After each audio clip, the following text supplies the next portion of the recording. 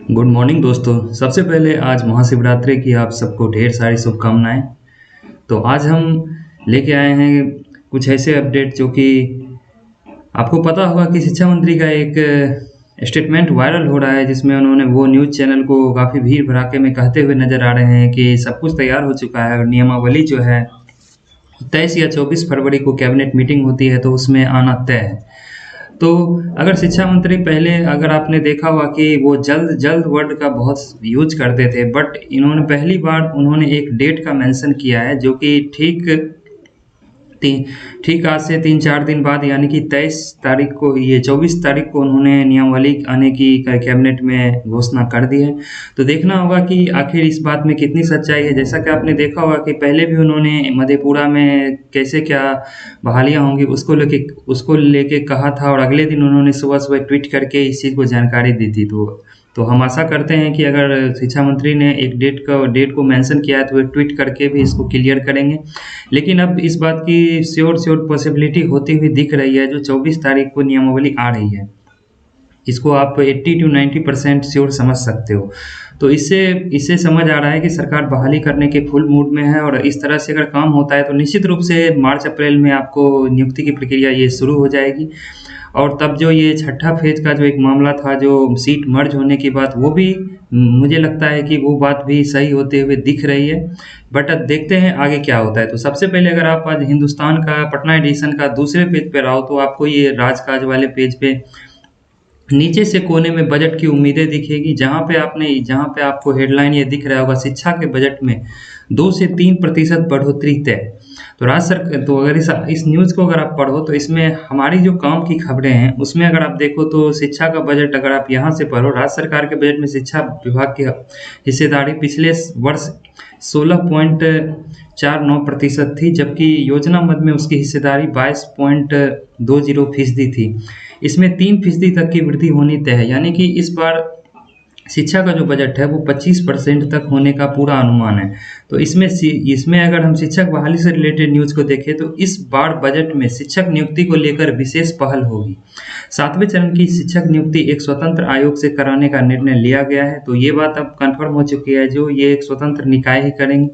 2 लाख से अधिक शिक्षकों की नियुक्ति इस साल होनी है। शारीरिक शिक्षा सह स्वास्थ्य अनुदेशक और कंप्यूटर शिक्षकों की नियुक्ति भी होगी। तो ये 7360 सीटें जो कैबिनेट ने अप्रूव की थी उसकी यहाँ पे बात की जा रही है, जो बड़े पैमाने पर कंप्यूटर शिक्षकों की भी नियुक्ति इस बार होगी।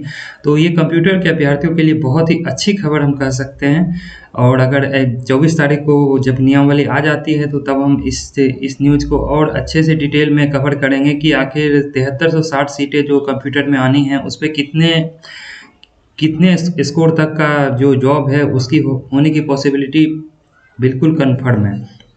तो इस पे भी हम बात करेंगे। तो आपने देखा कि बजट पे जो फोकस है उस पे कंप्यूटर टीचर और शारीरिक शिक्षा अनुदेशक पे फोकस रहेगा, और बजट को 3% बढ़ाने का यहाँ पे बात की जा रही है। तो इस बार हमको जहाँ तक लग रहा है, जो 27 तारीख से जो विधानसभा का सदन शुरू होने जा रहा है उसमें निश्चित रूप से बजट में शिक्षा को लेके ये सब होना है। तो आप कह सकते हो कि इस वक्त अभी सरकार पे चारों तरफ से दबाव है। अगर आप इस चौतरफा दबाव की बात करो तो उनके जो खुद के सहयोगी दल के नेता लोग हैं, जो सिटिंग एमएलए हैं, वो शिक्षक बहाली को लेकर लगातार ट्वीट किए जा रहे हैं और लगातार सरकार पे दबाव बना रहे हैं। दूसरे दबाव की बात करें तो विपक्षी दल भी निशाना साधे हुई है, क्योंकि बार बार कंप्यूटर अभ्यर्थी या स्टेट के अभ्यर्थी सीटेट बीटेट जो भी हैं, सब लोग जो विपक्षी दल के नेता लोग हैं उनके साथ भी मिलके आपने देखा होगा कि काफ़ी सारा जो आंदोलन का रूपरेखा है वो भी उस हिसाब से चला है। तो विपक्षी दल का यहाँ पे बहुत ज़्यादा दबाव आप कह सकते हो। तो और तीसरा जो अगर हम दबाव की बात करें तो खुद अभ्यर्थी, क्योंकि अभ्यर्थी कंटिन्यू यहाँ पे आंदोलन कर रहे हैं, और कंटिन्यू आपने देखा होगा कि पटना के रोड पे किस तरह से आंदोलन हुए हैं और अभी भी हो रहे हैं। तो ये तीसरा दबाव है जो कि सरकार को काफ़ी ज़्यादा परेशान किए हुए।